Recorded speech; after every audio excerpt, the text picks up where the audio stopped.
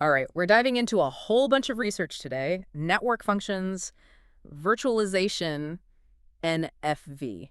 And yeah, some of these articles, I'll be honest, are pretty dense. Okay. But I've got an expert here with me who can help us unpack it all and hopefully make it surprisingly interesting. Hopefully it's already interesting. Yeah. But yeah, I get it. NFV can seem intimidating, Yeah. but it really could change things up.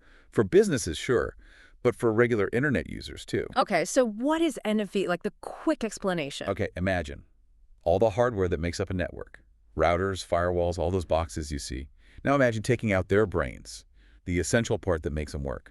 NFV turns those brains into software that can run on any computer. Oh, so instead of being stuck in a box, those network functions become virtual, kind of like apps on your phone? Exactly. And just like phone apps, Yeah. these virtual network functions, or VNFs, can be deployed really easily, upgraded, scaled, you name it. Okay, so it makes networks more flexible. More efficient, yeah. Yeah. And way more cost-effective. Okay, I'm seeing the appeal here. But we saw a lot of acronyms in these articles, like VNFs, we just talked about that. But there's also NFVI and NFVO. What are those all about? Okay,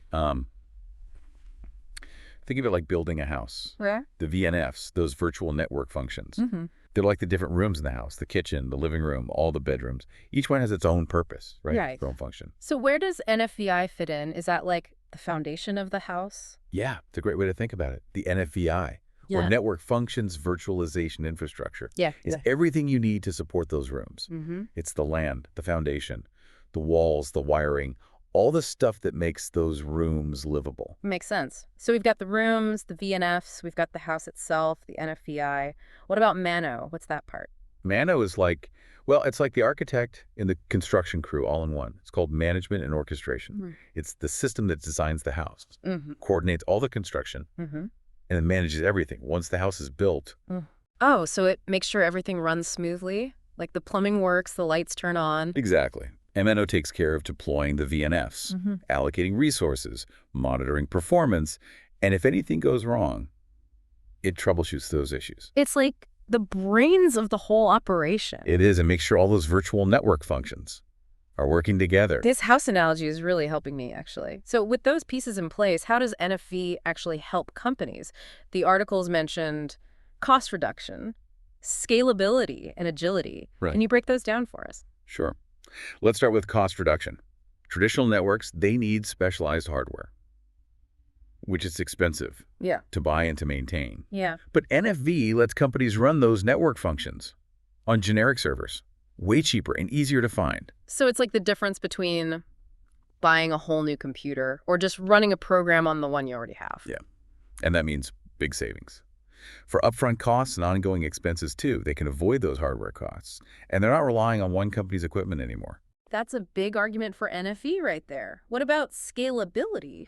Scalability is about adapting to changing needs with traditional hardware. If you need to boost network capacity, well, you have to install more equipment. Which takes time, yeah. Time, money, it could be a real logistical headache. And then a few years later, you've got a closet full of outdated stuff. Exactly. But with NFV, scaling up or down is simple. You just spin up or down virtual machines. So it's much more dynamic. For flexible, yeah. You can adapt to sudden demand, add new services, even shrink your network if you need to, all without touching the physical hardware. Right. Yeah. And that agility is so important these days. Okay, agility, cost savings. Two big benefits right there. What about vendor freedom? We saw that phrase a lot in the articles. Yeah. What's so important about that? Vendor freedom is about avoiding those situations where you're stuck with one company's products. With traditional networks, companies often rely on a single vendor for both hardware and software, which limits their choices and can drive up costs. It's like being stuck with a phone carrier, even if their service is bad and the prices are too high. Exactly. But with NFV, companies can mix and match. They can choose VNFs from different vendors and find the best solutions for their needs.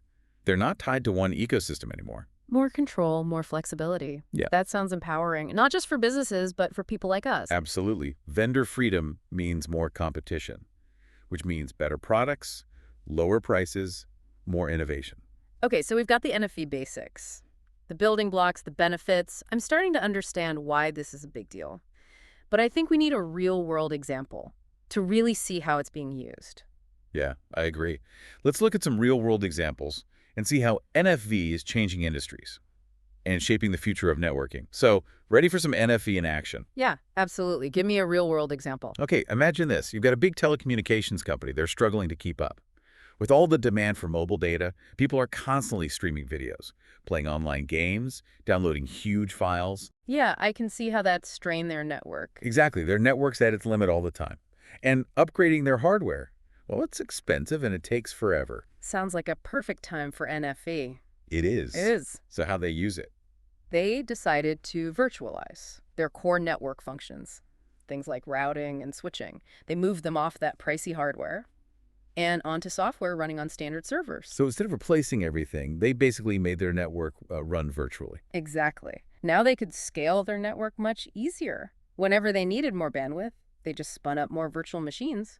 No waiting for new hardware. That's a big win for sure. More flexibility saves money. Yeah. What about their customers, though? Did they see any improvements? Oh, yeah. The company saved money. But they could also give customers faster service, more reliable service, too. They even started offering new things, like mobile edge computing, which basically means data processing and storage happens closer to the user. So it's not just about the company saving money. It actually makes things better for the users, too. It does. And because they embraced vendor freedom. They had more choices. They could pick the best virtual network functions from all sorts of providers. So they were always using the latest and greatest tech. Exactly. That's a great example. It makes you wonder why everyone isn't using NFV. Well, like any new technology, there are challenges. Okay, let's talk about those. What are some of the downsides of NFV? One of the big ones is complexity. When networks go virtual, they can be harder to manage. Instead of physical boxes, you've got all these virtual machines and software components, all connected and interacting. So it's like trading one puzzle for another, but the new one has way more pieces. And the pieces are always changing. Right. And with a system that complex, things can go wrong. If one virtual machine fails, or there's a software glitch, it can cascade through the whole network. Causing disruptions and outages. Right. So reliability and security are even more important with NFV. They are. Companies need strong security to protect everything from cyber attacks. And they need to make sure their NFV systems are resilient. Meaning they can handle failures. Exactly. So you need a certain level of expertise to manage all this. You do. But the good news is, there are new tools being developed all the time to help manage these challenges. Like what kind of tools? There are orchestration platforms that automate a lot of the complex tasks. And new security technologies are always emerging. So it's a field that's constantly changing.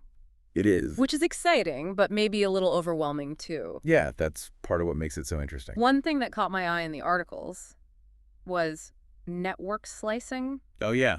It sounds super futuristic. Can you explain what that is? Network slicing basically means you can divide a physical network into multiple virtual networks. Each one is tailored for a specific purpose. So it's like having separate lanes on a highway, fast lane for sports cars, a lane for trucks, That's a great way to think about it. and a slow lane for Sunday drivers. Yeah. Each slice can have its own settings for performance, security, quality of service. So you could have a situation where a network operator creates a slice just for a big sporting event. So fans in the stadium have a good experience, even if the network's overloaded. Exactly. Network slicing opens up so many It possibilities. sounds really powerful, but how does it actually work?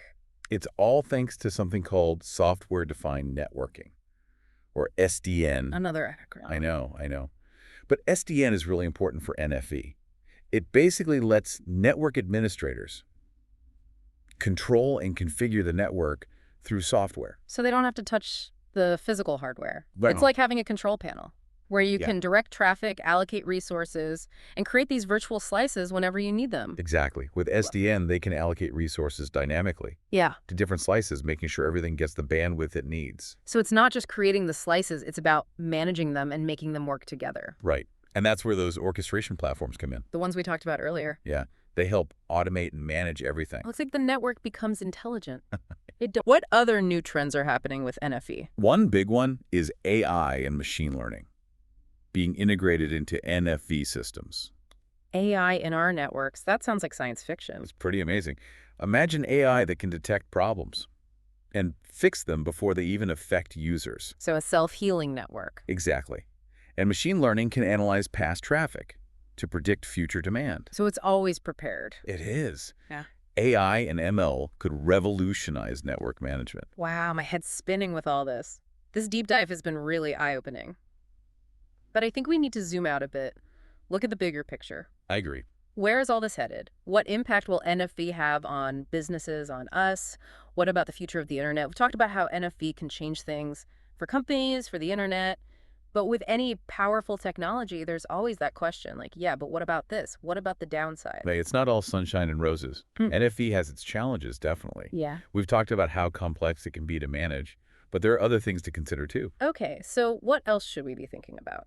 Well, one thing is security. When you move network functions to the cloud, you're basically making it easier for hackers to attack. Oh, I see. So it's like having more doors and windows on your house, more ways for someone to break in. Yeah, that's a good way to think about it. So security is super important with NFV. Things like strong passwords, encryption, intrusion detection. You have to be really careful. So you can't just implement NFV. You have to make sure it's secure from the very beginning. Exactly. What other downsides are there? Something else to think about is jobs. As networks become more automated, some of those traditional networking jobs might disappear. Oh, right. We've seen that happen in other industries. Yeah, and it's a valid concern. Yeah. But NFV is also creating new jobs. Hmm. People who can design and manage these virtual networks. So it's more like a shift in the job market. People need to learn new skills. Yeah, It's about adapting to the changes. This has been a really insightful deep dive. We've gone from the basics of NFV to real-world examples and even the potential downsides. it has been fascinating, yeah. I've learned a lot. So to wrap things up, I want to leave our listeners with this thought. If NFV gives us more control over our networks, how do we make sure that power is used responsibly? What are the ethical questions we need to ask? That's a great question, and a really important one. Like any tool, NFV can be used for good or bad. It's up to us to make sure it benefits everyone and minimizes any negative effects. And on that note, we'll leave you to think about those questions. Thanks for joining us on this deep dive into NFV. Until next time, keep exploring, keep learning, and keep asking those tough questions.